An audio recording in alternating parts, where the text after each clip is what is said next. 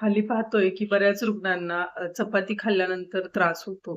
Gases होणे किंवा ज्यांना ग्लुटेनची ॲलर्जी आहे, जसे की IBS या इरिटेबल बॉवेल सिंड्रोम या आजारामध्ये चपाती खाऊ नका असं सांगितलं जातं. जे काही जॉब करणारे व्यक्ती आहेत त्यांना डब्यात ही भाकरी घेऊन जाणं हे थोडंसं नको वाटतं. तर अशा रुग्णांनी हा उपाय नक्की करून बघावा.